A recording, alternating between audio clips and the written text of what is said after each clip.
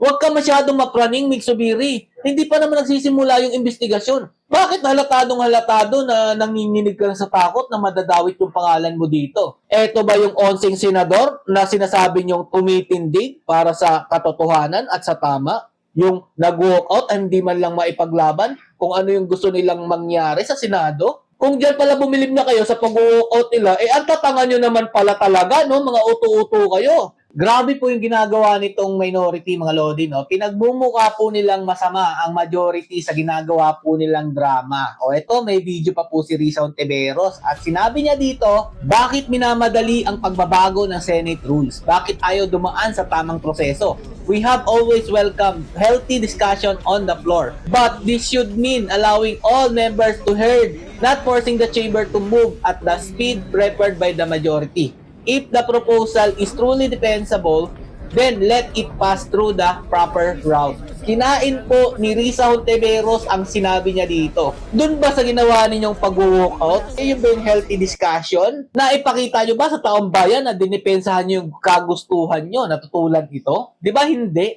Anong nangyari? Wala lang, binastos nyo lang naman ang Senado. Yan ang tumatak sa taong bayan. Hindi kayo tumindig para sa ikabubuti ng taong bayan, kundi tumindig kayo para talikuran ang inyong trabaho. Yun ang katotohanan doon, Risa Hontiveros. Huwag mong linlangin ang makakamping mong mga uto-uto. Ang bilis pa namang mauto niyan. Lalo na doon sa mga loyalistang tanso. Tuwan-tuwa po sila doon sa ginawa ni Migsubiri na tapang-tapangan daw kuno. Tapos, eto pa, pakita natin mga lodi siya pala ang pasimuno ng pag-walkout ng minority. Hindi ka masyado halata, Migsubiri, na ikaw ang pinaka-guilty sa lahat. Dahil kung hindi ka ba naman guilty, eto, pakita natin yung video. Ano pinagagawa mo dito? Nakipag-meeting ka sa mga leader sa Balay-Balay ba yan o sa Bukidnon? O panoorin nyo mabuti kung ano po yung mga pinagsasabi nito Ako makiktrabaho sa dili na ako kapartido. Kaya na ako makikstorya sa mga dili na ako kaparehas o itahonan. Nabuhat na nato ni. Dito sa meeting na ginawa nila mga lodi, bakit mega explain ka, Subiri? Tapos, anong pinapakita mo pa yung bulsa mo na wala kang natanggap? Tanga ba yung mga tao dyan? Dadalhin mo ba yung natanggap mo kung meron man? Papakita mo ba sa kanila kung gaano karami yon? Di ba syunga-syunga lang? Halatang defensive masyado.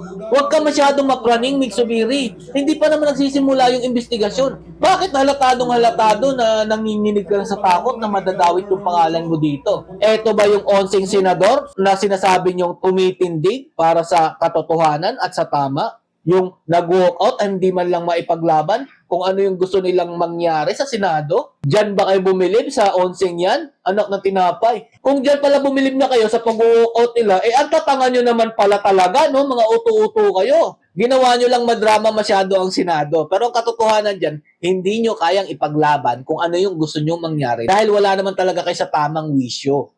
Yun yung katotohanan doon. At isa pa, nagmamalinis kayo, lalo na to si Erwin Tulfo, mukhang klaro naman na nakatanggap din ito. Relax lang kayo. Hindi pa naman nagsisimula ang investigasyon. Tapos kung makaasta si Bendalo, akala niya talaga makukulong agad o hindi nadadaan ng paglilitis, kulong diretso. Ang lulupit nyo talaga. Kayo ang hindi sumusunod sa tamang direksyon ng hustisya ng Pilipinas. Dahil kung ang ICC ang inyong pinagbabasihan, X na kayo pagdating sa Constitution. Stay safe and God bless you all. Kahit anong gawin nyo, paninira sa mga Duterte, Duterte pa rin ang magiging presidente sa 2028.